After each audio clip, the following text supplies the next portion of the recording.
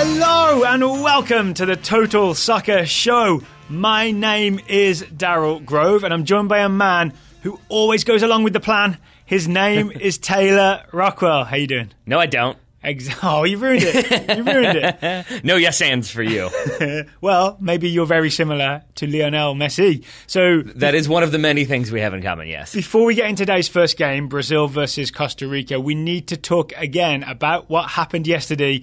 Argentina losing 3-0 to Croatia. Mm-hmm. We went really deep on it yesterday. I edited the show yesterday. That was 30 minutes. That was as long as our England review. That sounds about right. Yeah. So, bit of news, not news, but a bit of insight we read afterwards was to do with why Jorge Sampaoli changed formation from the Iceland game, the 4-2-3-1, to the 3-4-3 against Croatia that fell apart, and why Leo Messi looked so...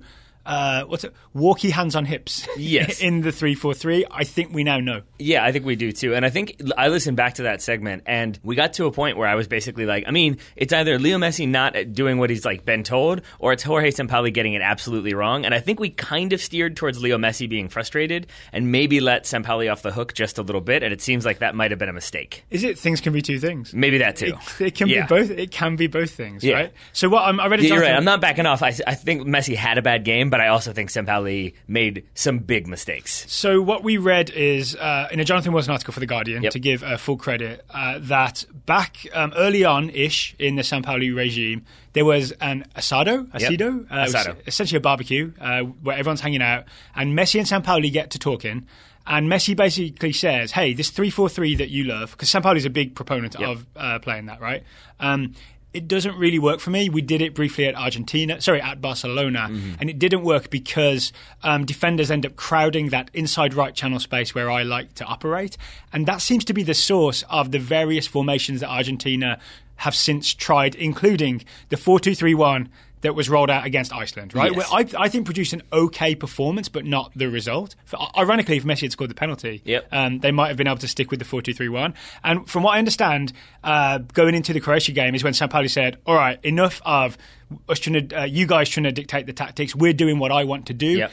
But they hadn't practiced it enough to make it click. That's why they ended up in the 3-4-3. And I'm going to guess that's why Messi looked sulky. It's because he was out there thinking, I don't want to be doing this, I don't want to be doing this, I don't want to be doing this. Or it's even that, like, I told you so. Like, as soon as he gets crowded off, as soon as he feels like there's too many people around him, you go, rather than go into that, like, yeah, but we got to fight, we got to figure it out. Yep. If you already feel like the coach got it wrong and set you up to fail, you're going to, if something does happen that goes along with that narrative, you're going to maybe steer into that as opposed to try to steer out of it. Here's a weird analogy. Me and my wife go to a lot of movies, but we sort of hold the reviews to a high standard before we go. She talked me into going to see Jurassic World last year or the year before. So the first Abomination. The first Chris Pratt one. Yeah. And I was all against it, and it was as bad as I feared, and I was kind of surly during the movie, right? Not that I said anything. You didn't love the Plotosaurus Rex? I did not love the Plotosaurus Rex. And, I tried not to show it, but I really do remember me sitting there being like... Yeah. And it's always fun to sit next to a person who obviously doesn't want to be there. Yes. And I think same for Argentina's teammates, or Messi's teammates with Argentina. They probably knew this isn't working and he really doesn't want to be here. He is not happy with whatever Colin Trevorrow has put on screen. So they shouldn't let Colin Trevorrow pick the team. They shouldn't. They shouldn't. So the interesting thing is there are also rumours came out last night that there was a big emergency team meeting afterwards, and the players had asked that Sampaoli step down, and technical director Burachaga from the 86 World Cup squad, another theme from this tournament, steps in and takes over. As I understand it, the Argentinian FA have said we're not making any changes. I mean, I'd be surprised if Sampaoli's the coach in August, but my guess is he'll be in charge for the final game against Nigeria. And I would bet good money that they play a formation where Messi plays centrally in a 4-2-3-1. I would agree with that. I have one question for you. I don't want to go too much longer on this, but I heard you say the thing. You were the one who told me about the Jonathan Wilson article. So I read it myself, and I saw that exact same quote from Neymar. And I think that story had been around before, but I don't think I'd put two and two together until I read that story. But I have a genuine tactics question. Why does a 3-4-3 necessitate, or why does it mean that there's going to be more defenders in that space that Neymar wants to attack? Because that's one thing I couldn't figure out. I think it might be because of the way that they have that extra wing back pulled out wide. Just I I don't know, but there must be some reason why it ends up with more defenders blocking the space that Messi wants to be in. Yeah, so that was one thing. The 4-3-3 works with Barcelona, and he's playing on the right side of a front three. Yeah. So maybe you're more interior. You know what I'm saying? In a 3-4-3, when you're one of the front three, maybe you're more interior, and in a 4-3-3, you get to actually go and play more on the wing. But I'm really guessing just because you put me on the spot. Yeah, sorry to put you on the spot. That's but fine. I heard you say that. I read that. So sometimes you need your co-host to yes and you. I mean, it just felt in the moment like, I guess I get that, but it also seemed sort of like, hey, that didn't work that one time. And it does feel like that maybe was a moment for Sampaoli to explain his tactics a bit more, or sort of back himself and say, well, this is why I want to do it. This is why I think it'll work. We'll do this to make sure that doesn't happen. Yeah, isn't part of being a national team coach is to do a sales job on your tactics? Like we haven't seen the second England game, but looking at England-Tunisia and looking at previous England games, it seems to me that Gareth Southgate has sold his players on his vision. I think that's part of the job, right? Yeah. And if you can't do it, then maybe you do have to cave to the players and go with their tactics if they're not bought in on yours. Then you get games like Argentina 0, Croatia 3. Well, that was a perfect segue, but we don't like to spoil things, so I'll say spoiler alert for Brazil, Costa Rica. 3, 2, 1. A man who did not change his tactics would be Cheech, the Brazilian manager, who I think.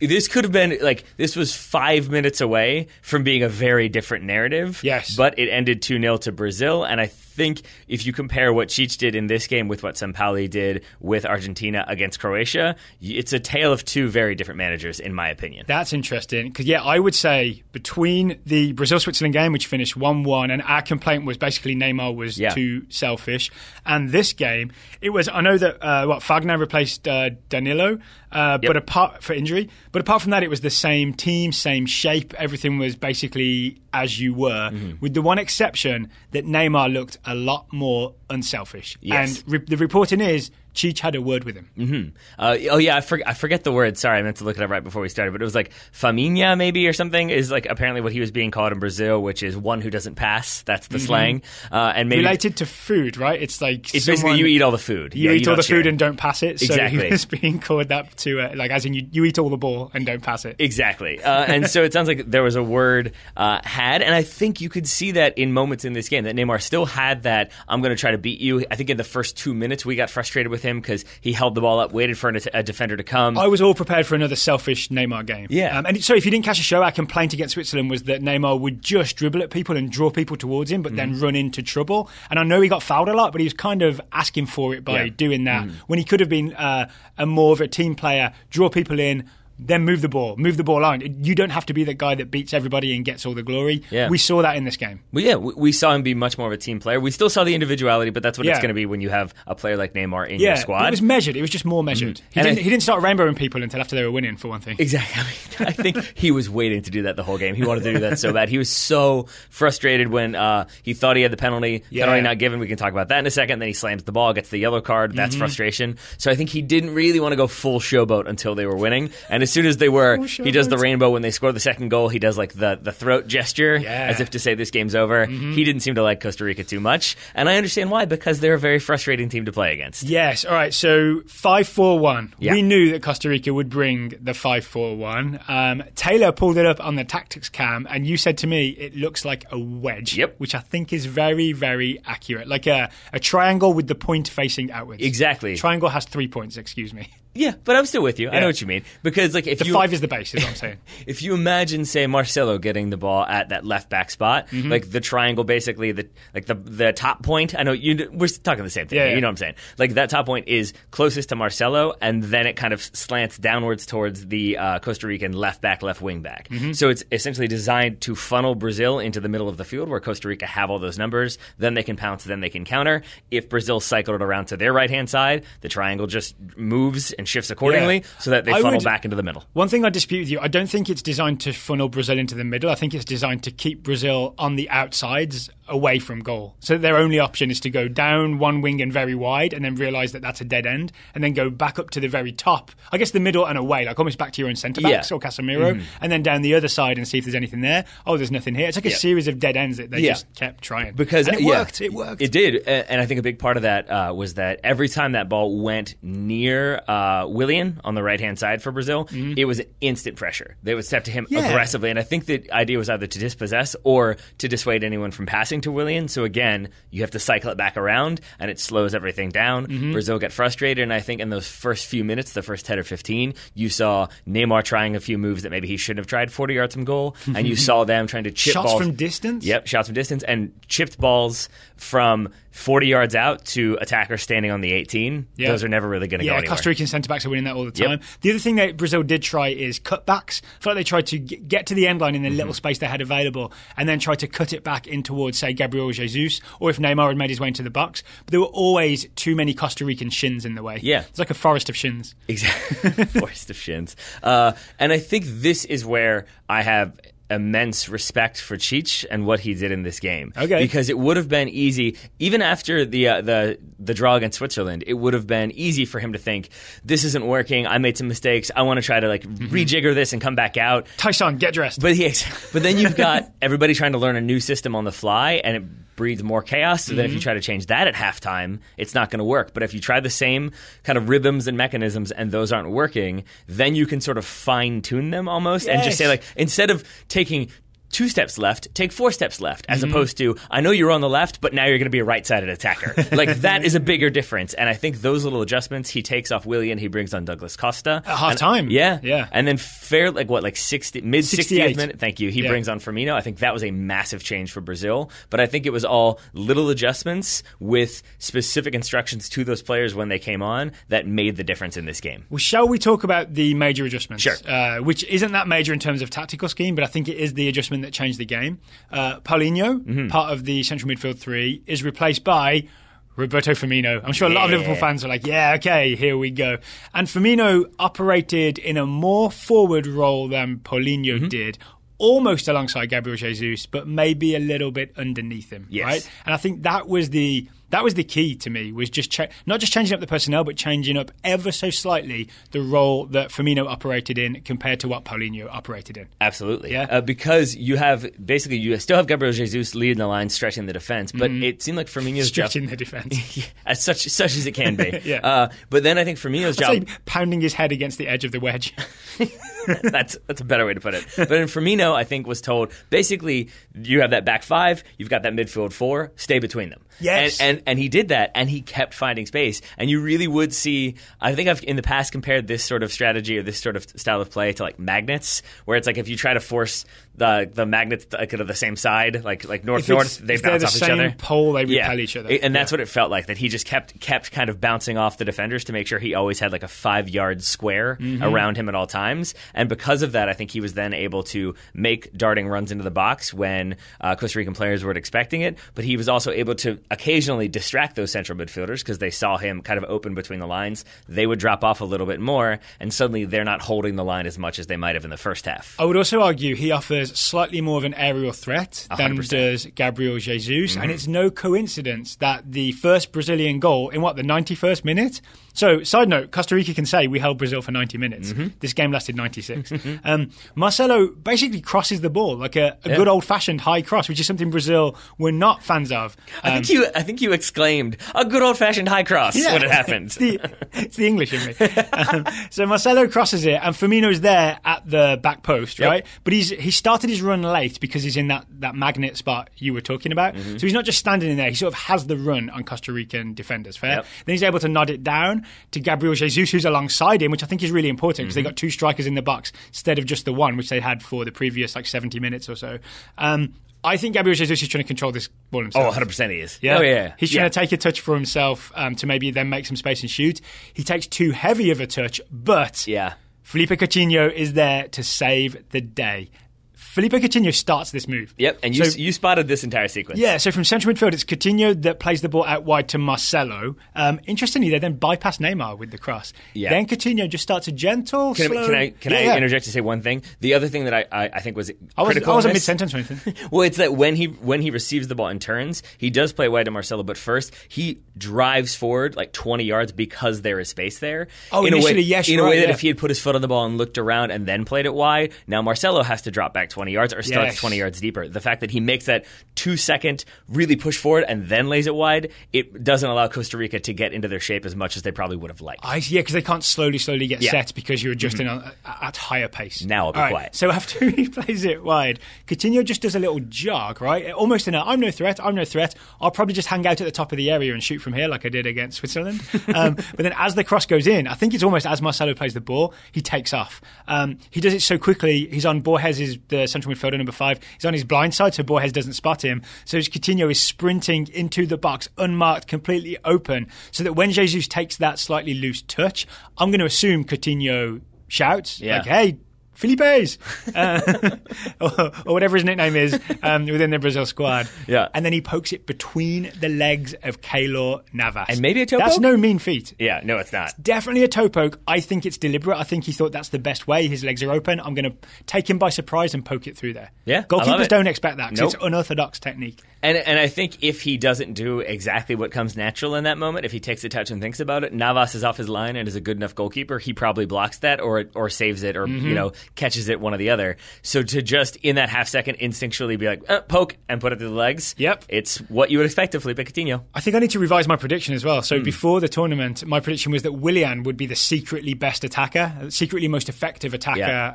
on Brazil's team. The answer is Felipe Coutinho. Well, I think Costa Rica agreed with you. I think that's why they were really aggressively stepping to Willian. I agree, but I think it's because Coutinho's coming from deep that he's able to join attacks late and do things like the goal against Switzerland where no one's closing him down, and this ghosting late into the box like he does against Costa Rica. Right? He's like second wave. So second wave Felipe. So you called him Brazil's what? Brazil's what? Their most underrated? Oh, that they're secretly most effective weapon. All right, then I'm going to say their secretly most effective substitute weapon is Firmino. We talked about him a little bit. He has the cushioned header for the first goal. Yep. For the second goal, this is another one that you spotted. I'm not sure how much he knows about it necessarily, but he is integral in starting the counterattack that leads to their second goal. So obviously there's just stoppage time to go. There's maybe 3-4 minutes left. Costa Rica have the ball in the back. It's Yeltsin Tejada who had come on. Tejada's essentially just trying to play a long ball to get something going. Firmino closes him down. I think deflects the ball with his butt. He does. He gets a buttock cheek to it. So the long ball is it's just knocked dead, bounces loose, and then I think it's Casemiro picks it up, drives, plays it wide to Costa. Costa squares it in. Neymar is there. Neymar gets his goal. I think this is really important. Why is that? Not just because it killed the game off, because you never really felt like Costa Rica were going to equalise in those last few minutes, but because Neymar gets his goal. I think it's no coincidence that after the game, Neymar has that moment. It's an almost iconic moment, right? Which I thought at the time was maybe for the cameras. Then soon after, he was really feeling that. Yeah. Neymar is just on the floor crying, tears of joy, covering his face. All his teammates come around him. I think it's a big weight off his shoulders to have gotten a goal at this tournament. I mean, yeah, because you spent 90 minutes... and I guess 90-plus minutes, really chasing, doing everything you can, and it remains 0-0. And if you're Neymar, you're feeling that and feeling that and feeling that. I cannot imagine the relief of winning that game, scoring a goal, and feeling like those 3 points are there. They have more than likely secured their spot in the next round. So, I mean, and really, if they hadn't gotten those goals, if it finishes 0-0, first of all, our first goalless game of the tournament, wouldn't have expected that to be Brazil. But second of all, they come away 2 points from 2 games. Now things are looking slightly dire. So that relief, I'm with you, was genuine. And it reinforces the point that everything doesn't have to go through you. Right. You don't have to be the headline guy who changes everything. It can be Firmino and Jesus and Felipe Coutinho who win the game for Brazil, and you can be involved in it, and you can just get the bonus goal. You know what I'm saying? You don't have to be the hero every time. I think that's a good mental reinforcement for Neymar if Chicha did talk to him about, don't be so selfish, don't eat all the food. I think this is good, positive reinforcement for Neymar. I agree, I'm with you, and I'm willing to go along with that narrative. So see, we've come full circle from the beginning. More importantly, is we didn't want this to be the game where, or Neymar didn't want this to be the game where it finished 0-0 and he had a laughable attempt to win a penalty kick. I don't want to let him get away with this. I think we should highlight this. Okay, so, I mean, everyone's seen it, right? Yeah, it's the 78th minute. I thought it was a penalty from the wide angle. It looks like he's in the box. He's cut back. He's been pulled down. He tricked me. And so we were both like, oh, there we go. He got his penalty. Yeah, he sure did. The ref calls a penalty. This is another reason why video assistant referee is, I think, net positive in this tournament by a distance. Even Australians are now chanting VAR, VAR. Yes, somewhat drunkenly, but yes, they were. Yeah, it still counts. Because it looks for all the world like he's been pulled down the front of his jersey. He's been grabbed and by Giancarlo Gonzalez. There we go. And has been pulled to the ground. And I think that's what he thought was going to happen. So if you watch that slow-mo replay, Gonzalez has, he doesn't even grab it. He doesn't grab it, he just touches. He has a hand on Neymar's, chest, stomach area. He's like airport security. Yeah, just checking him down. But I think Neymar thinks, oh, he's going to grab my jersey because I've cut back and Gonzalez is still going the wrong way. So Neymar, I think, starts to do that sort of dive backwards to sell it. He does a trust fall. Yeah, except Gonzalez has let go of the jersey. So there's not even a little bit of tug. It's just hand there, hand gone, and Neymar flies backwards. It was nearly very clever because if Gonzalez had held on and Neymar falls backwards, you would have seen the fabric stretch, right? So then it's very obvious that there's jersey pulling. Then the penalty has to be given. In some ways, he's lucky that it gets given at all. Yes. But then justice is done when the guys in the booth get another look at it. Yep. Yeah? So then we had several people ask, why isn't this a yellow card for simulation? I can think of two possible explanations. I mean, first of all, we think it should be. So we're not saying that he didn't deserve one. We're trying to figure out reasons why the referee doesn't give one. One would be, basically, we have seen those in the past where the referee, maybe it was embellished, but maybe there was contact, and so it's not a penalty, but it's not a dive, it's somewhere in between. Maybe the referee stuck with that or wanted to stick with that because he didn't want to be completely wrong. Right. And so he thought, there was a little bit of contact. I can see why he went down, but he sold it. So it's not a yellow card, but it's also not a penalty. That sounds about right. Or the other one, which I don't know is as likely, but maybe, is that he just kind of forgot in the moment because he gave a penalty, then suddenly it's called back. This is new for some referees as well, right? So maybe that referee, I'm sorry, actually I don't know who it is, I don't know what his experience is, but it could be that he's never had a penalty call that he's given, then he's had to review it on video and overturn it. So it may be that is a whole new thing for him, and so then he just forgets the yellow card. Luckily, Neymar gives him a chance to give him a yellow card later on anyway. Yeah, by slamming the ball. Slamming the ball into the floor to protest later on it's like a free kick that he doesn't get or does get. So the ref gives him a yellow anyway. All right, so all's well that ends well. So mean nun from Game of Thrones with a shame for Neymar. Yes. But then also, I don't know what, there's never any happy moments in Game of Thrones, but whatever the happiest moment of Game of Thrones is, that goes to Neymar and that feeling of relief as Brazil win 2-0. I think it's the music and the credits. There we go. It's the only time when you know nothing bad. Now you can breathe. Yeah. Speaking of Game of Thrones, we just saw Nigeria versus Iceland. They filmed some of Game of Thrones in Iceland. That makes sense. Correct? Okay, I'm with you. They got it, right? Yeah, I think so. Yeah? The icy parts? Mm-hmm. It's the part where Bjork is in the background. That's the giveaway. That's how you know. Speaking of giveaways, we just saw... It's the easy segue, right? Yeah. Speaking of Nigeria versus Iceland. If you do not want to know the score, spoiler alert, press that pause button. 3, 2, 1... It finished Iceland 0, Ahmed Musa 2. Yep. 2-0 to Nigeria, 2 goals from Ahmed Musa. I mean, that is not a result I saw coming, and I think that first goal for Nigeria really forced Iceland to come out of that defensive shell that we expected them to be in, left them a little bit open, left them a little bit vulnerable. Ahmed Musa gets 2. So we did say that we were worried about Nigeria defending Iceland's long throws from Gunnarsson, and we sort of predicted that there would be a goal from an Iceland long throw from Gunnarsson. It just went the opposite way to how we expected. Sure did. Because basically early in the second half, Nigeria defending a Gunnarsson long throw, they counterattack and they score. Yeah. So here's how I want to see this game. Nigeria, a lot of things I was worried about, they fixed. Yeah. So, for example, I was worried about them being too passive defensively. Do you remember against England and against Croatia in their first game? I was worried that they were, sitting off a little bit when crosses would come in. This goal starts with a big run-up and header away from Amaru. Yeah, and going back to the Croatia game for a minute, one of my predictions went very badly for Nigeria. If you didn't see it. Going back to the Costa Rica game. I was like, what? They didn't play each other. The Costa Rica game that we just talked about. Oh, yeah. That one of my predictions heading into the tournament was that Costa Rica would get caught on a counterattack because they'd send too many big men forward for a set piece, because that's an ideal opportunity for them to score. Yeah. And it felt like that was kind of the case for Iceland here. I tracked it. Gunnarsson was forward. One of the centre-backs was forward, and that's where some of the problems started. But it does, that's the negative side of those sort of like long throw set pieces, is that you're going to get your big men into the box. Of course, most of their men are big men, but they're going to get bodies into the box, especially defensive bodies, and then if it doesn't go well, if the defense is able to head that clear, which they do through Maruo, suddenly a counterattack is on. This counterattack, I guess we're talking about this goal now then, right? This counterattack was on. It ends up with Ahmed Musa scoring the goal. But, I don't know if you know this, I watched the replay more than once, it's Ahmed Musa who, after it's cleared by Amaruo, it's Ahmed Musa who comes and wins the ball. I think he beats a big defender. I can't remember who the big Icelandic defender is, but he beats him in the air through, I don't know, force of will, because Ahmed Musa is not a big guy. But he gets there first. He's the one that heads it down. I think it was Severson. It is, yes, it's Severson.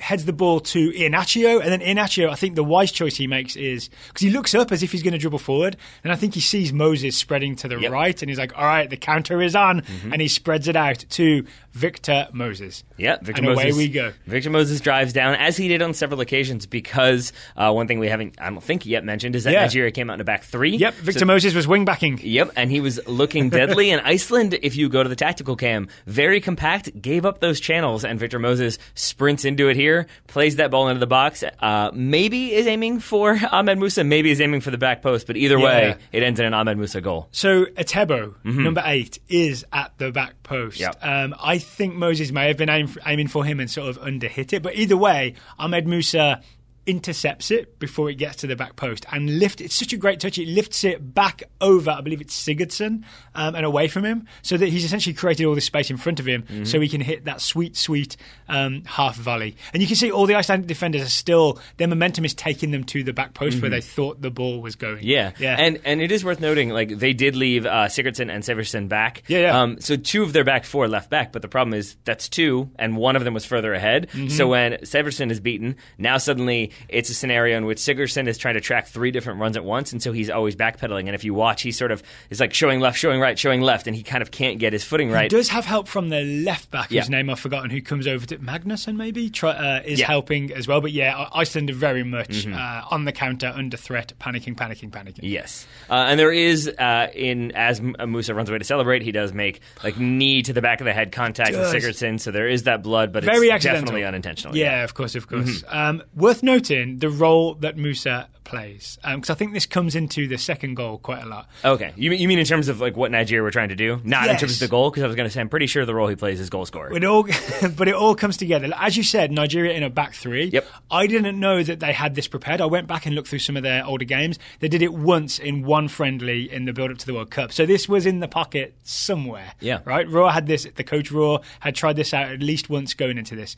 And they look very comfortable in it. So as we said, back 3, and then it's the midfield that I think, 2 things I think are the key. The midfield 3 of John Obi Mikel looked a lot happier than in previous games. Yep. Because he could sit in defensive midfield alongside Wilfred Ndidi. And I believe, my understanding is, or my observation is, Ndidi has the legs to cover the ground. Yep. So John Obi Mikel can basically sit a little bit more, be more like a number 6. And Ndidi's more like a 6/8 who will sit alongside, but then covers the ground. And then Etebo is the guy who is slightly ahead of them as an attacking midfielder. No room for Alex Iwobi. That's a big call from the coach. It absolutely is, because I think there probably would have been a temptation to, maybe he can try left wing back today, or maybe he's one of the 2 more forward attacking players for us. But I think these are the types of situations that make a good coach, and you've got to make the tough decisions and send some people who maybe should be starting from a talent level FIFA ranking standpoint to the bench, but put in the His players. FIFA card is much higher than others. But you put in the players who can execute the game plan that you want to execute. And I do think Nigeria were focused on 2 things. I think one, it was exploiting the opportunities down those channels. I think that's why you had Idowo there, and that's why you had Moses on the right. The wingbacks, yeah. But then even I know that some of the talk about this game, or a lot of the talk about this game, has been Nigeria beat Iceland via pace and physicality, that they get down the channels and then they play that ball in. But I want to say for the second goal, which is in the 75th minute, we knew they were going to score because our tactical cam was ahead. So then we were watching the game live, and there was this maybe 15 pass sequence from Nigeria where they move it around and they work it around and they find opportunities and they split the defense and they cause problems for Iceland. And then the shot, I think, is Musa hits the bar. Musa hits the bar 1 minute before he scores. Exactly. And so that that will be ignored because the highlight reels will be, they dribbled down the field real fast and scored. But there are moments like that I think were also critical, and they did not do that against Croatia. They didn't maintain possession and pick their spots. They kind of forced it routinely. Today, they didn't do that. Here's what I would say. It is one of those terrible stereotypes to just keep saying that the Nigerian team has pace and power, right? Yeah. The fact is Nigeria did have pace up front. I wouldn't say so much power because Musa's not a big guy. Pace is really useful. It's really dangerous. But as with many things, it's what you do with it that counts. No, I think that's why all of the Olympic 100-meter sprinters put it onto a team. They win the World Cup every time. Yeah, they get signed up just before the World Cup. They'd win, right? Yep. Yeah, exactly not. That's why Usain Bolt can't actually make a team, right? Fastest man in the world can't make a team. He can keep getting trials at Dortmund, though, so that's good. Definitely not publicity trials. The key thing with the second goal, it's a clearance from the centre-back, Omeruo. Yep. So it all starts with him once again. I think it's a clearance and not as opposed to a pass. I'm not sure if he picks it out. Ahmed Musa chases it down. And he does get there because he's fast. Yep. But what's most important is his first touch. His first touch, he's with Sigurdsson, I think, or is it Arnason? I'm sorry, one of the centre-backs. Normally, when you chase down a ball like that and it's bouncing, you have to take one touch to take it out of the air, then decide what to do, and then maybe you try and accelerate past the centre-back. Ahmed Musa does both at the same time. He brings it down and accelerates in one motion. It's a buy one, get one free offer that he sells the centre-back. That's how he's able to accelerate away. And I think he was critical for Nigeria in this game, obviously because of that acceleration, but obviously because of that technical ability, but also just because he took his chances. And that's not something that we saw Iheanacho do. That's not something we saw Igalo do in that first game. So to have a striker in there who I think had that confidence and, for lack of a better term, that swagger, I think it alleviated some of the load and some of the stress from the rest of the team. Here's the second thing he did. Once he's got, it was Arnason, I just checked my notes. Once he's got past number 14, Arnason, Musa is running at the goalkeeper Halderson, right? The man who saved the Messi penalty. Halderson comes out and does the classic goalkeeper thing of, you crouch down and put your arms to your side to stop it. And I think Musa sees him do this and he's like, I mean, you can do that, but I'm not done yet. So once he's down, he can't move. So Musa just goes lateral all the way around him. That's how he's able to just so easily blow past the keeper. Halderson went down too early, right? Crouched down too early, made it too easy for Musa to skip past him. Yeah. I mean, I always have a little bit of hesitation to blame a goalkeeper in a 1v1 situation because they're kind of, if that happens, lots of other stuff has gone wrong. But you're right, that it's well read by Musa to spot that vulnerability and exploit it. The final tactical thing I want to talk about is what Nigeria did with their two strikers, right? So you said Iheanacho didn't offer much threat, right? Which I think is fair, although he was involved in the build-up to the first goal. Oh, you mean today? Yeah. I was talking about against Croatia when he came on as a sub. Yes, I'm sorry. So the big difference between the Croatia game and today's game is Croatia game it was like a 4-3-3 with a central striker, right? This 5-3-2, the thing they sacrificed was a central target striker. Instead, they had Ahmed Musa as like the left forward and Iheanacho as the right forward. And what those guys would do is they would somewhat drift each of them to the wings where they could each help the wing back so the wing backs weren't alone out wide. So you give up having a target man, and that's why you never saw really Nigeria play a direct ball and hold it up and build a play from there. It was quite often that one of those guys was just ready to drift out and attack that way. Yeah, and it makes sense because one way to deal with Iceland is when they do give you the opportunity, when Iceland press forward, either for a long throw or maybe they've just got an attacking movement going. If you have that forward drift wide, say on the right side, and say it happens to be Musa, then when you do clear, if you do clear, Musa is there to hold it up in a channel. He's not facing a punted ball with two center backs at his back. I think that's the thing. They would mostly have lost that challenge, I think, because Nigeria, as I understand it, Igalo is not a guy that's going to be a big hold-up guy. They just don't have that physical guy that will hold the ball up. So the smart move is to rely on drifting wide instead and overloading the wings. Yeah. Take the channels. And then once he's there, even if he's like moving in that direction when the ball is cleared, even if he has a defender tracking him, it's still not a static 50-50, let's both jump and see what happens. It's maybe him receiving it with a couple seconds to hold it up, and almost always he had, on that right side, for example, Victor Moses streaming down the side. So then he gets that ball, he lays it off, and they're away much more rapidly and in a much more positive area of the field than they would have been trying to play through the middle. So we should mention Gylfi Sigurdsson misses the penalty kick, puts it over the ball bar. Does lie, I guess. Because it was definitely a penalty. It was a correct call, right? Did VAR get that? I can't remember if he gave it, but then they wanted to check to see where the location should have been. I'm not sure. But either way, after a VAR, some sort of VAR review, Gylfi steps up, sails it over the bar. It was definitely felt at that moment like, all right, we're done. We're done here. Okay. I think so. 2-0 Nigeria. Where does this put Argentina going into the final game of this group? I don't have the table in front of me, so I'm not going to try to do the goal difference, but I can tell you that I believe Croatia on 6 points, Nigeria on 3 points, Iceland and Argentina both on 1 point. So in a way, this is maybe the best result Argentina could have hoped for. I agree with that, because now it just means that, for the most part, I think Argentina can just decide we have to beat Nigeria and make up the goal difference, right? And then they can essentially hope to... They will jump over Nigeria, because if they beat them, they'll have 4 points, right? And then the other game is, Iceland, Croatia? So they need... Where Croatia have... sorry, go ahead. I interrupted. So if Iceland tie that game, they only end with 2 points, and Argentina will have 4 points. And if Croatia win that game, that's just Croatia with 9 points and Iceland with 1. So second place is there for the taking if Argentina can do the right thing against Nigeria.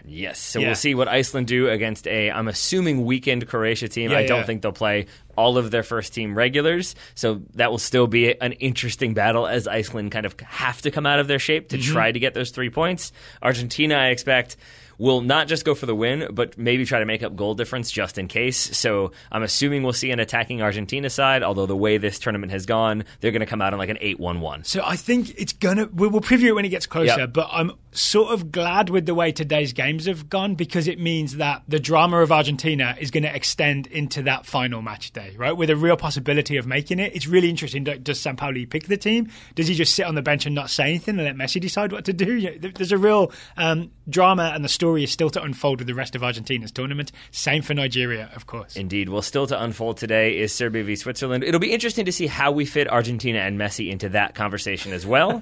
But first, we should probably get to a word from today's sponsor. Today's show is sponsored by Roughneck Scarves. Roughneck Scarves are the official providers of scarves for US soccer and many other national teams. So we did a check today. We did.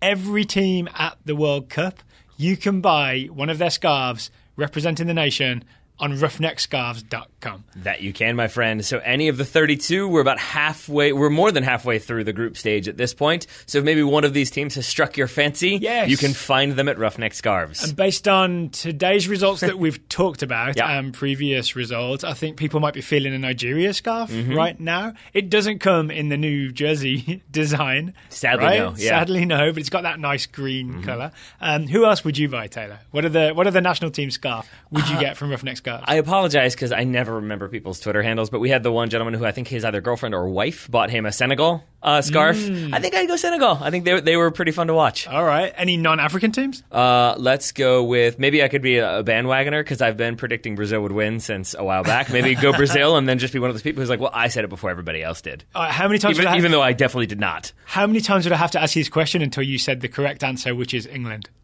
Not many. That would probably be up there. That'd be in the next few. And that is one that I would actually want because as my DNA and my rooting interest would indicate, it goes USA and then it goes England. It's a decent gap between the two, but still. I would like to show some support to some teams that are eliminated, but were enjoyable while they were there. Morocco and Peru. Yeah. All right. I really enjoyed watching them play. They almost were... too committed to what they were doing, if that makes sense, and it didn't work out for them. I want to return that commitment by buying a scarf from RUFFNECKSCARVES.com. All right, but what if you wanted to say, get a scarf, but enter a promo code at the same time, Daryl? What could you do? If I didn't want to pay full price, I wanted to be smart and get 20% off any scarf at RUFFNECKSCARVES.com, I would, when I got to the checkout page, enter Total Soccer Show, all one word, in the code box, the coupon code box, the discount code box. Enter that code and you get 20% off any scarf you can find at RUFFNECKSCARVES.com. Well, that sounds like a swell idea, Daryl. So thank you to Roughneck Scarves for sponsoring today's program. Now, let's get to the final... Like a 1930s man with a newspaper. I mean, yeah, that's how it goes. That'd be aces, Daryl. Let's get to the final game of today. So 3, 2, 1... That was crazy. That was crazy. Yes. It was dramatic. It finished Switzerland 2, Serbia 1. early goal from Mitrovic for Serbia, equaliser in the second half by Xhaka, and then a late-ish winner. Late 91. Was it really? Mm-hmm. From Xherdan Shaqiri to make it 2-1, and there were dramatic scenes. And I think the key to understanding the drama of this game, why Shaqiri was screaming into the sky at the end of the game in joy, why he felt compelled to take his jersey off, is the eagle celebration that both Granit Xhaka, and Xherdan Shaqiri did after scoring, when they were notably joined by some of their teammates very quickly. Yes. And so we previewed it on this show. Sorry, yesterday's show. Yep. We previewed the fact that a lot of the Switzerland squad have Kosovan Albanian heritage, and that there is a history there with Serbia and Kosovan Albanian players. That is correct. We did preview it. I think it was Jamali. I believe it was not Benatia. That would be wrong.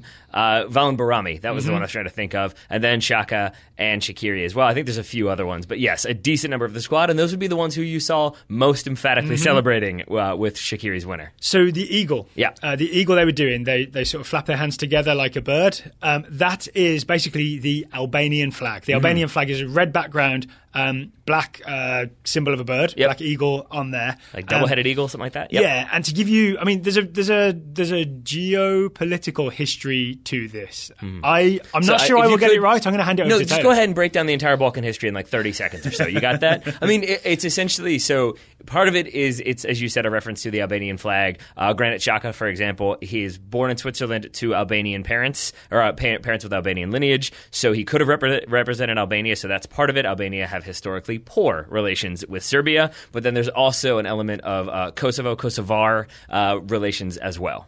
Well, that's the reason. So Kosovo used to be part of Serbia, but there was a big chunk of ethnically Albanian people there. And to almost show their resistance to being, in their opinion, occupied by Serbia, they would show the Albanian flag to say, no, we're not Serbian, we're Albanian. So essentially, the Albanian flag is a sign of resistance against Serbia, hence the Xhaka and Shaqiri doing the eagle sign when they scored, and quickly joined by Jamali one time and Barami and Jamali, the next time. And who is the Serbian holding midfielder that wasn't Nemanja Matic? It was Milivojevic? Milivojevic. I think he was the one who said, like, if you love Kosovo so much, why don't you play for them? No, that was Mitrovic. Oh, Mitrovic, excuse me. Yeah, yes. Okay, yeah. So there was bad blood, some negative comments coming into it. There'd been some chat going into this. And it did feel like maybe Shaqiri really wanted that goal to really drive home that celebration. And the interesting thing to me is there was an opportunity when Kosovo became an independent state, when then it became FIFA recognised. There was an opportunity for example, Xherdan Shaqiri had the chance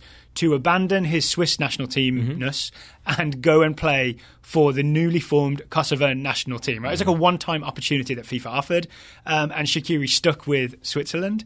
But weirdly, in doing so, he had this opportunity to represent Kosovo at the World Cup and stick it to Serbia in a way that he probably wouldn't have done with a newly formed team with a much shallower talent pool. Yes, right? Sorry, I thought you were saying he had a chance to represent Kosovo at a World Cup, as in go to the World Cup with Kosovo. I was like, are they there? Did I miss something? Which I think is part of the reason that he stuck with Switzerland, right? Yeah, and I think it's that. I think it's also the case, I may be misremembering my pre-Euro history, but I think it was like they only had a limited window before the Euros started. Yeah. And it was sort of like you can file a one-time switch before you play in an official competition, but once the two of them played at the Euros, I believe that was when they were officially tied to Switzerland. They couldn't change after that, and I think they had already qualified for the Euros, so I do get that, why they would choose not to switch in the middle of the situation. Absolutely, absolutely. All right, so that's the story behind the drama at the end of this game. Should we get to the soccer? Let's do it. Which is, of course, informed by the drama, because that was bubbling away beneath the surface the entire game, right? Yeah, there's a few kicks, a few tackles. It felt like maybe it was all like a couple kicks away from really boiling over. It made this game extra. Yeah.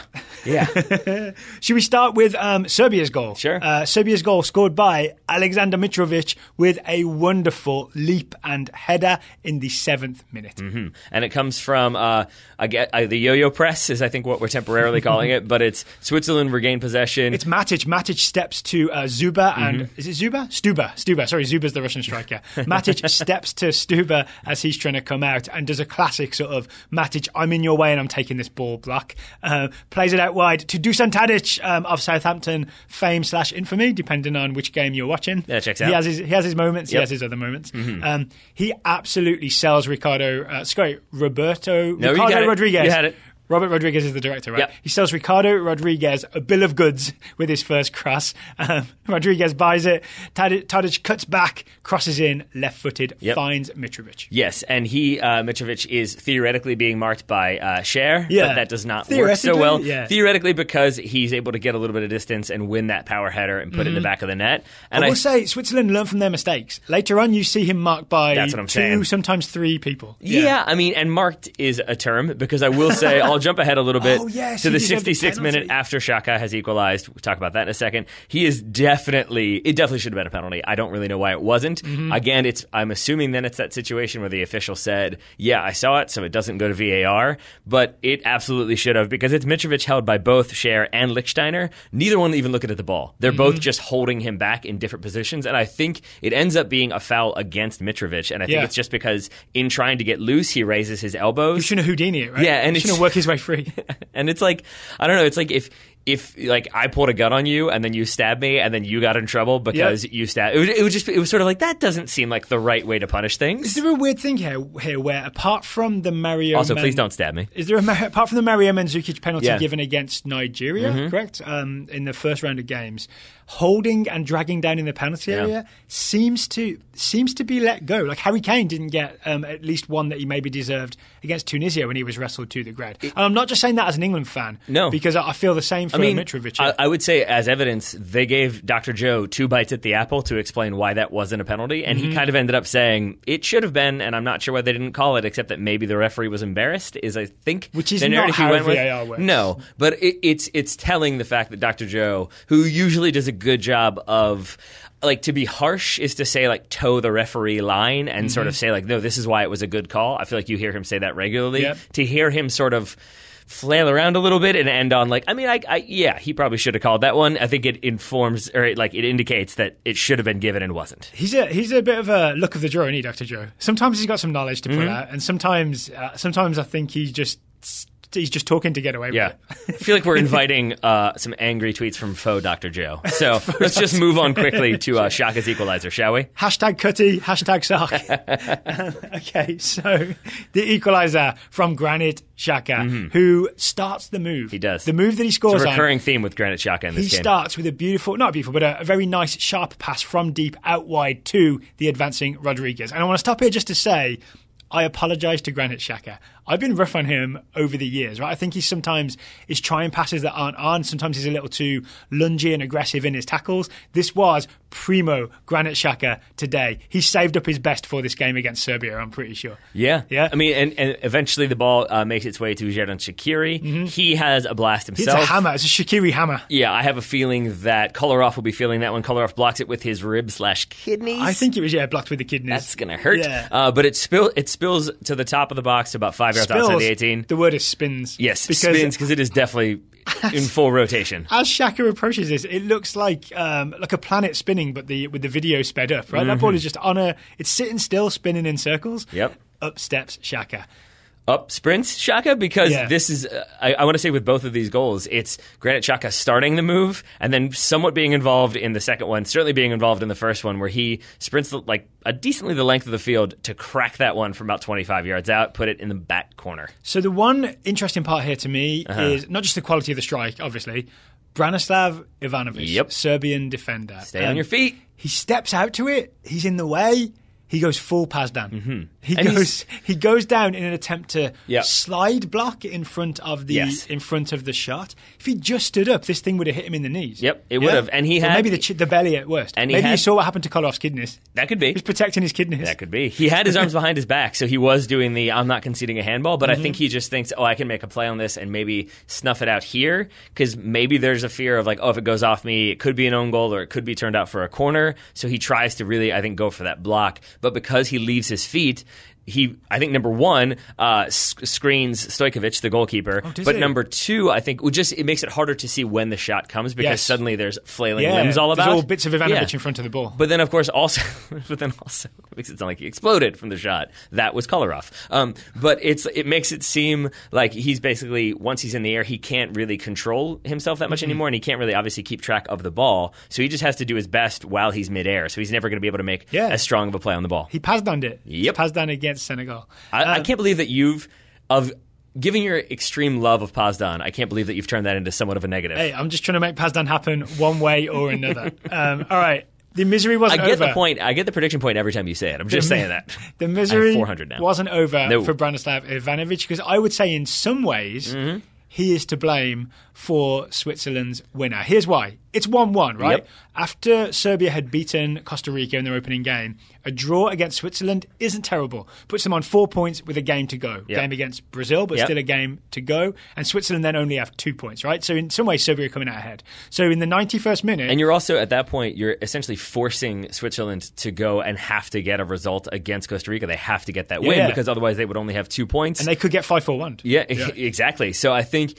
you really were in a strong position if you were Serbia, but I understand why you would maybe want to kill it off here. 6 points, it means you're through. Yep. So Ivanovic advances, looks up, swings in across towards Alexander Mitrovic. Yes.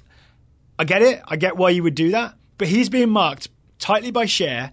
There's another player in there, I'm not sure who it is, and Manuel Akanji is there as well. And I believe we haven't talked about Manuel Akanji just yet. He had another great Manuel Akanji game. Yes. Lots of headed winners, lots of tackles, really comfortable and composed with the ball and really efficient with his passing. Great Manuel Akanji game. His best moment is to meet Ivanovic's cross before it even gets to Mitrovic. And then, I think you pointed this out while we were watching, he doesn't just head it clear like I would. Yep. He heads it to the feet of Granit Xhaka. It is a defensive clearance / headed pass to your distributor. It is absurd that he does this. Is it absurd? I think so. Why is it absurd? Because, absurd in the best possible way. Because I think so many center backs in that situation, because again, Switzerland don't want to cough up this situation that they have. They've pulled it back. They've gotten the draw. It's not the ideal result for them, but it's not the worst result either. Yep. And I totally would understand why in that moment you just want to head that ball as far away as you can. Think about what happened to Aaron. Put 20, 30, 40 yards on it if you can. Yeah, because think about what happened to Aaron Moy when he did the somewhat header. It leads to Denmark scoring. So I could totally understand just putting your head through it as much as you can't, get the neck muscles behind, put it out for a throw in. Oh well. But instead, it's a cushioned but well hit header straight to the feet of Granit Xhaka. And so it's not just that he has the guts to do that in the box, but the ability and confidence to put it perfectly in a spot where it isn't just rolling to somebody at the top of the box to hit one time and suddenly he's assisted on the losing goal. Here's a hot take for you. Sure. What Granit Xhaka does next after receiving this ball is better than his goal. Okay.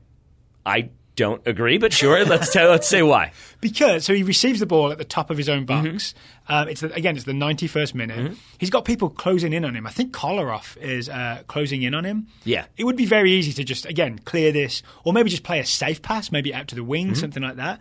He manages to, I don't know if he turns his hips or uses his eyes like Busquets style to deceive Kolarov, but he finds a way to squeeze this ball through a tiny gap, take out 2 or 3 players, and find the feet of the striker that replaced Seferovic. Gavranovic. He puts this through the narrowest of alleyways to get the ball to Gavranovic. Gavranovic then repeats the motion. Turns and plays. To thread Shaqiri through. This is when Shaqiri is suddenly, really unexpectedly, in on goal. Yeah. And not offside because he was in his own half. And because number 3 for Serbia, who I believe is Tosic. You got it. Number 3 for Serbia is keeping him onside anyway, right? Because you can't step after the ball is played. You cannot. But it's 2 passes that split 5 defenders. It plays in Xherdan Shaqiri. Shaqiri, for his part, does a really good to hold off both Tosic, but keep the position so he can get the shot when he wants to take it. He's got Stojkovic coming out. There's a little bit of luck, I think, but there's also a decent amount of clinical ability and poise in front of goal. I think he times this perfectly. You think so? Because he slots it between the sliding Tosic and the diving Stojkovic, as I said. He squeezes that ball between the gap just as the doors are closing on it. He's like Indiana Jones grabbing his hat. Yeah. The final second. You're not wrong, because it is worth noting that it's when Stojkovic is basically, he's come off his line and he's gone for the like lateral dive where he's kind of come out and trying to cover as much of the goal as he can. And Shaqiri basically waits until he does that jump dive and then slides it right underneath him. Yep. It's very well timed. And then he does the Albanian Eagle celebration. And also lets us all know that he has some abs. He certainly does. I think he let out like a yell when he took his shirt off, because I think a human body should not look like that. It's interesting. It's interesting. We could probably do like another 10 minutes on that, but since we're already getting sort of along on this show, should we say anything else to say about this game? I'll just say he must work out. I think so. I think you also noted he has a like relegation release clause in his Stoke City contract, but he is definitely increasing his salary with each strong performance. It's £12 million, right? Yep. And he's not going to go play in the Championship with Stoke. I would guess not. Plenty of teams would pay £12 million for Xherdan Shaqiri, even if he had a stinker of a World Cup. Yep. The thing was going to be, how big is the team that signs him and how much money do they put in his contract? And I think this goal in this moment, even though I don't think he's thinking about that at all, he's thinking about Kosovo and Albania. In this moment, he upped the level of team he'll be playing at next year. It was suspicious when he did the eagle, then he took his shirt off, then he did the eagle again, and then he like did a little miming of a contract being signed. I wasn't sure about that one. He did the making it rain money gesture. So, where does this leave the group? Where do the groups stand right now? So we've talked about Brazil, Costa Rica, talked about Switzerland, Serbia. I'm giving you time to calculate it. I trust you more than me. Brazil, top of the group, 4 points with a +2 goal difference. Switzerland in second, 4 points with a +1 goal difference. Serbia third, 3 points, 0 goal difference. Costa Rica at the bottom, eliminated, 0 points, -3 goal difference. Okay, and the final group stage games will be Brazil versus Serbia. Switzerland versus Costa Rica. You got it. In-depth previews of those the night before the game on the Total Soccer Show. Speaking of, let's preview Saturday's games. I keep getting confused with the days. Today's Friday, tomorrow's Saturday. Let's preview Saturday's games. Before we do... To clarify, Daryl doesn't let me leave the office when we stop recording, and he closes the windows at night. So I haven't seen the sun in a few days. I don't know what time it is. Well, you might see Son Heung-min tomorrow. All right. I just don't know if he's going to shine. Oh, well done, sir. That sounds like some previewing. But before we get to previewing, we've got comedy touring to talk about. Yes, so we've mentioned this a couple of times. We want to make sure that everybody listening knows that we are doing a little 2-week tour at the end of the World Cup along with the Cooligans. And because the Cooligans are coming along, it can officially be called the World Cup Comedy Tour. That is accurate. I just wanted to ask you real fast, though. Are we still doing the tour knowing the type of soccer player that Christian Polanco is? Ooh, okay. I didn't think we'd be talking about this on the show, but you've taken us there. Yeah. So, Christian Polanco, one half of the Cooligans, recently appeared at the Neymar Fives tournament in Miami. It's like a five-a-side tournament. There is footage out there of a Christian Polanco own goal. I'm just saying, suspected match fixing is one thing I heard. I don't know, questionable loyalties when it comes to Red Bull's NYCFC. That's all I'm saying. I think he was paid off by Monster or 5 Hour. One of those guys got to him. I also think even hinting that he might be a Red Bulls fan might get me in trouble with Christian, more so than making fun of an own goal. So let's just move on quickly, shall we? I know, I want to stick with this. So one thing, A for effort on the attempted slide tackle recovery, right, to fix his mistake. It didn't work out, he just slid straight into the goal, but A for effort. And also +1 for immediately subbing himself out. I did it. I'm hoping that's what it was. I'm hoping his team wasn't that ruthless. He went from sitting in the goal in a decent level of shame to hopping the wall to sub out of the game. I think Willy Caballero tried that yesterday, but was forced to stay in the goal, unfortunately for him. But fortunately for us, we will be hanging out with the Cooligans. Yes. And other people. This is the point. So it's us and the Cooligans. I think we're on all the shows. There'll be many guests along the way. Lots of people to come out and see. We're going to have a really good night every night with some stand-up comedy, with some soccer themes. Taylor and I will do some soccer trivia and other events on stage. We'll do some interviews. It should be a good time had by all, plus some hanging out afterwards as well. I like that. If I'm honest, that's my favourite part. There we are. What can people do if they want to hear more about the tour, Daryl? Find out more information about the tour. They can go to worldcupcomedytour.com, worldcupcomedytour.com. And if your town's not listed, we may be adding it, we may not be, but we may be doing it in the future as well if this tour goes well. So maybe if you live even within reasonable driving distance of one of the venues, please come out and support us, because if we can sell everything out, then that means we can make it bigger and better next time. And I just want to once again say, if you're disappointed that your city isn't included in the list of cities where we'll be, just know that Christian Polanco specifically decided not to go to your city. We're blaming Christian now. Yeah, why not? All right, I'm glad because I took the blame last time.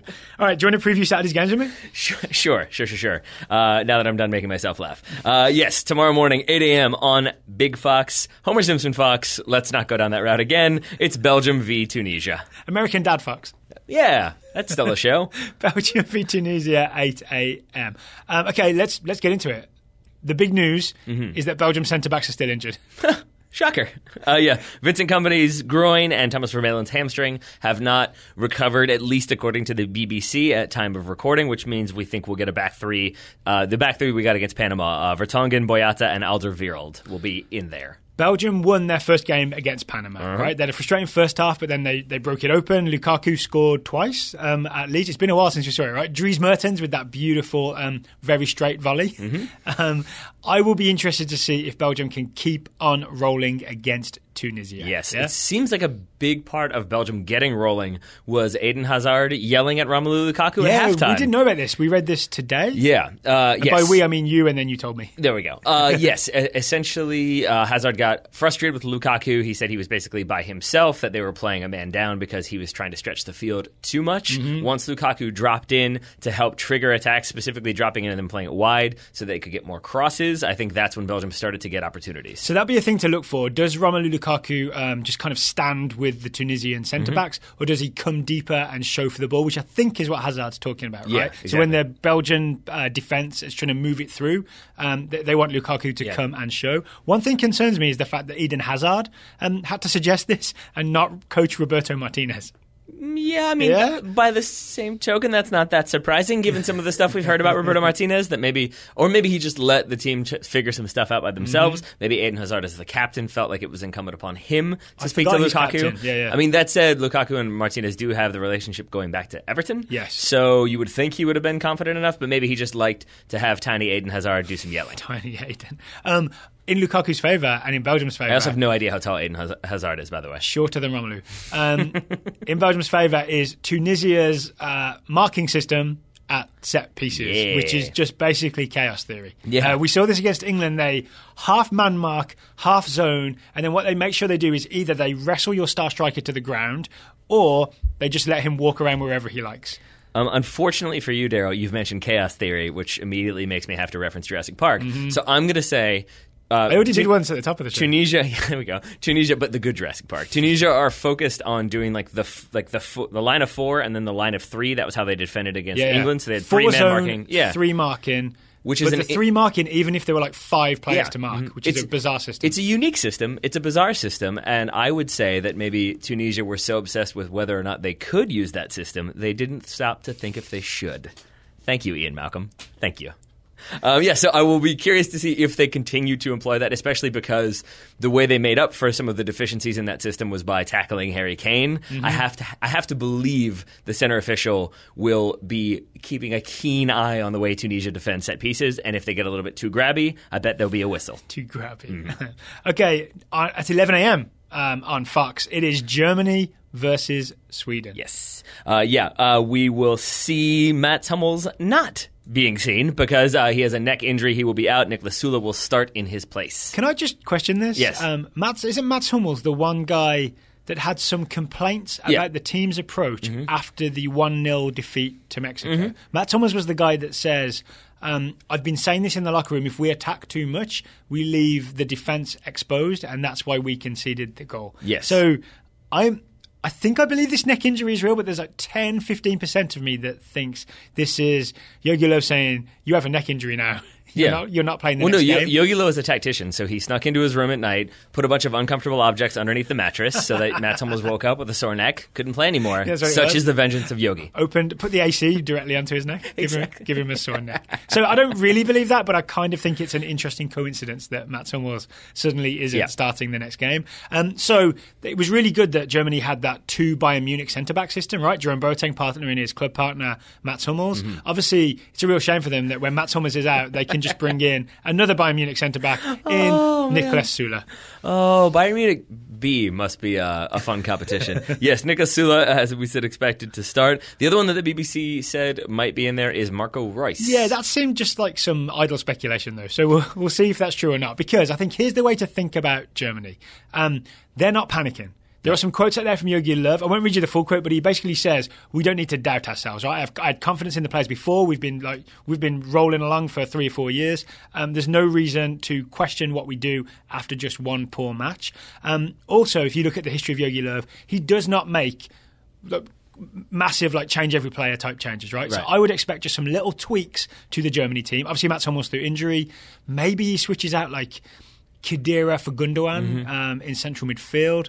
Maybe Marco Reus might replace Julian Draxler, something like that. I don't think there's going to be any major changes for Germany, just a couple of little tweaks that might have happened even if Germany had beaten Mexico. Yeah, I'm with you on that, because I do think that he is capable of switching out players to try slightly different variations, and it was always going to be the case, at least in my mind, that against a team where they needed more attacking play, that's when Gundogan would come in. So I would not be surprised, as you said, even if they'd beaten Mexico, to see Gundogan start against Sweden. So think about what Sweden do, right? They didn't necessarily do this entirely against South Korea, but we know what Sweden do when they play a team that they're definitely sure that they're not the best team in the game. Sweden will sit back in 2 banks of 4 almost on top of each other. They will get very compact and just give you the wing and let you cross. They will say, go for it, cross away. Grankvist and Lindelof usually, but he was, sick for the... I was going to say that's the other thing they do is get sick. Yeah, but Grankvist will head things away. That is the challenge for Germany, is to find a way to find some space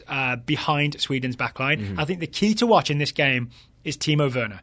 Assuming Timo Werner starts at striker and not Mario Gomez, you're going to see Timo Werner just trying to... I've seen him dart offside, try and fool some people, then dart back onside. Look for him to try to find some space in the box and receive some passes to feet.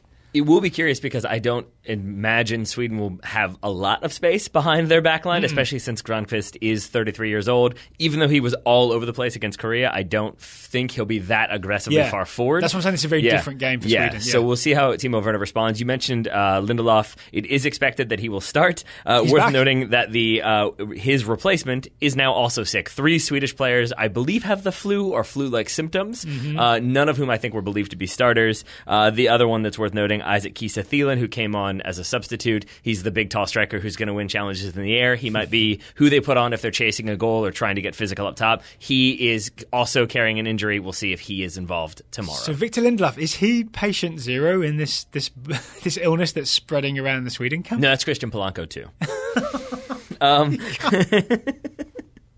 We're going to get thrown off the tour. That's fine. We're going to get thrown off World Cup. It's all in good fun. Then the other one that I'll be curious to watch is how Emil Forsberg does with, I'm going to assume, a German spotlight on him. He is the creative force for Sweden. Yep. He's the one who sprays in balls for those front 2 strikers. So is it Berg and Toivonen, I believe? Yes, although you could see a one-striker system for Sweden if they go ultra-defensive against Germany. Yeah, but either way, Forsberg will be definitely their best chance of clearing a ball, a player gaining possession and then doing something with it in a scramble. Forsberg's your best bet. Yeah. Is that fair to say? Yeah. And I'm sure Jogi Löw will be aware of that. So. Yeah, because he plays for RB Leipzig in the Bundesliga, so all Germans know about Forsberg. So then what do Sweden do if he's man-marked or constantly being the focus, or if Germany go the route that, say, France did and try to limit any sort of opportunities for Forsberg to be on the ball? Do they move him around? Do they bring him more central, or do other players rise to the occasion? Switching Bergs, Marcus Berg, if my memory tells me he did not have a great day against South Korea. Didn't he have a lot of opportunities at near post and far post that were constantly blocked or off target or saved? Yep. I started to worry for him a little bit, because he's definitely going to be Sweden's main striker.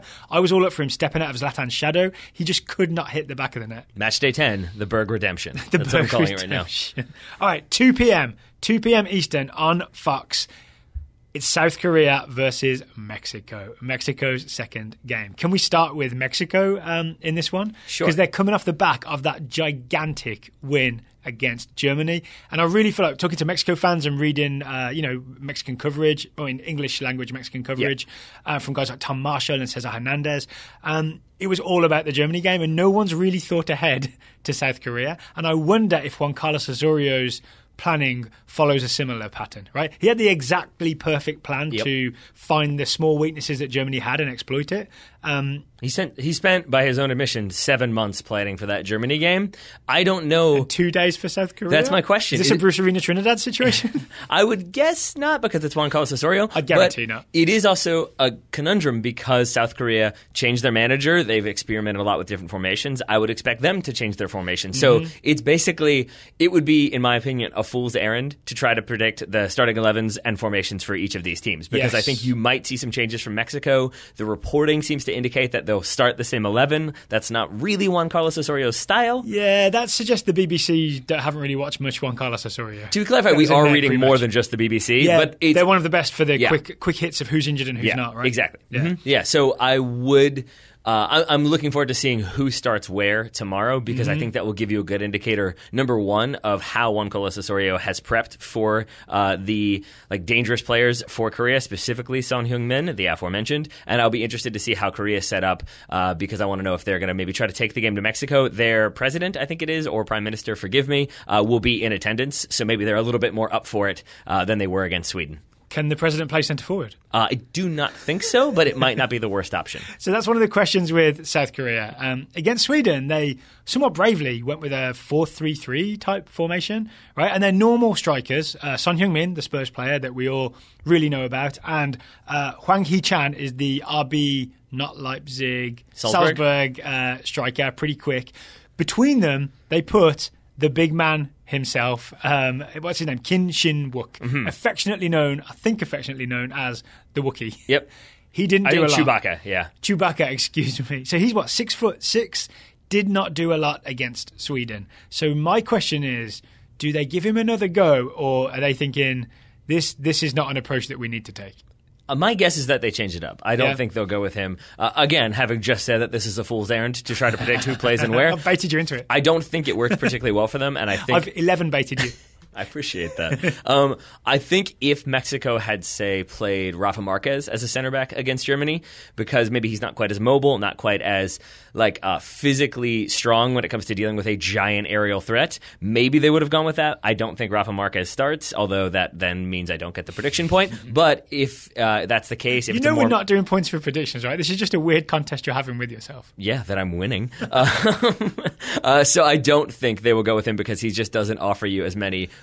options in terms of mobility. Fair enough. Okay, other guys to watch for South Korea. In midfield, Ki, right? Yep. My man Ki Sung-young, he's the captain. He will be spraying some passes around. For Mexico... Wait, can I say one more thing about Ki real fast? I think he'll also be, if you recall, he almost conceded a penalty that was then, I think, not given, overturned, whatever it was. But I think you'll see him also doing a job defensively and sometimes dropping in between the center backs, really putting in tackles to try to limit what Mexico can do from their midfield. And one guy I always keep my eye on with South Korea is Jang Hyun-soo. In all the footage I've seen, centre-back Jang Hyun-soo loves to come charging out and make a tackle. I would say no matter who the coach is, no matter what shape they're playing, Jang Hyun-soo will be doing that. If Juan Carlos Osorio is planning for anyone, I think the goal might be tempt Jang Hyun-soo out of position and then exploit the hole he leaves behind. How about that? You can have that one for free, Juan Carlos. I know exactly what you mean, but I love the way you phrase that. It implies that they've attempted to restrain him and he just fights away, gets out of his bonds and makes that tackle. But I'm talking about, say it's Chicharito or maybe it could be Raul Jimenez up front.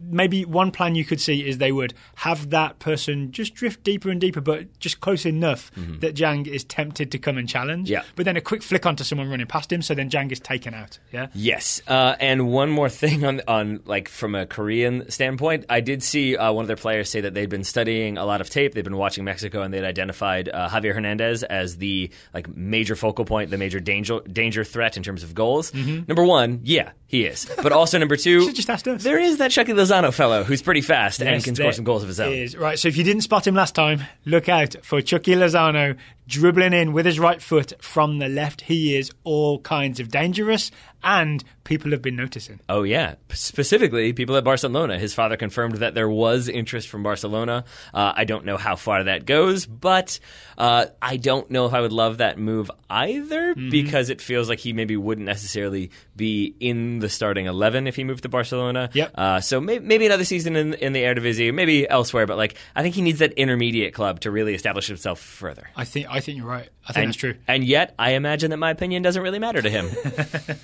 One final guy I want to just make sure everyone pays attention to on Mexico, Hector Herrera. Hector Herrera is maybe my favourite Mexican player because I really think he can do it all. Defense, he's a 6, an 8, and even maybe a little bit of a 10. You will see him all over central midfield. Go on, Hector Herrera. It does. We talked about the flu bug with Sweden. Yep. It apparently also hit Mexico before the Germany game. Is that deliberately kept quiet? Yes, I think because they didn't want. I think he didn't want it informing who would be substituted on. Like if it leaked that this player was dealing with the flu, then maybe Germany would game for that accordingly. I'm not quite sure how they would, but it seems like everybody is back to full fitness. Don't go near them. Is that what we're doing? Yeah, right. The one thing I would keep an eye on in this one, or maybe keep an ear out for, Mexico were fined. I'm not going to say what they say, but Mexico were fined, I believe, 10,000 euros by FIFA. Let's say for a homophobic chant. Yes. Yeah. Once again, I believe England were fined something like £30,000 for wearing a poppy on their jersey, so there's that. To commemate people who lost their lives in wars. So thank you for keeping a strong arm on that one, FIFA. But the players for the Mexican national team... For people who don't recognise it, you should have a /S at the end of that. Yeah. Players in the federation are employing their fans not to do that chant. I saw Javier Hernandez has been making very vocal pleas to asking them Chicharito. not to on television and on social media. So maybe keep an ear out for if that continues to happen, because if it does, I would expect that FIFA would take somewhat stronger action, which means maybe an €11,000 fine.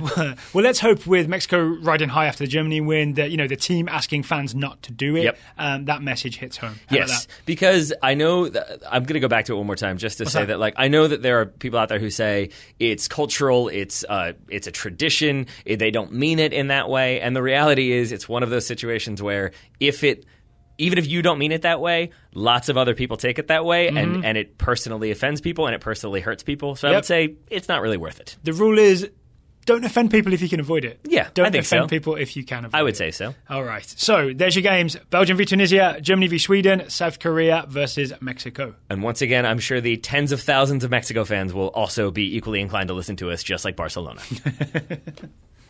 All right, Taylor. Oh, one final thing I would like to just quickly bring up. You see the England team was leaked by the media. They took a photo of Steve Holland's piece of paper that he was trying to hide, and they published it. Do you want to let people know that, one, that happened, and two, the English media are terrible? That's it. That's my whole discussion on it. Maybe we talk more when we do the England preview tomorrow, because England will play Panama on Sunday. Should I do my sports guy voice now and be like, I totally disagree with you. I mean, the English media are wonderful. If you want to do another 20 minutes on this podcast. Just saying the English media are wonderful made me feel dirty. I don't like it. I don't like it at all. I don't like it at all. Let's end this now. All right, Taylor Rockwell, thank you for taking the time to talk to me today. Right back at you, buddy. I got to get back to my windowless room until you open the door and let me out for another day of World Cup action. While you're in there, please post that Christian Polenko video. Okay, can do. Listeners, thank you for listening. We always appreciate it. Please keep spreading the word about the Total Soccer Show. We've been looking at the download numbers. Our listenership is going up, up, up, up, up. We love it. It's great. Thank you very much. And we will talk to you again tomorrow.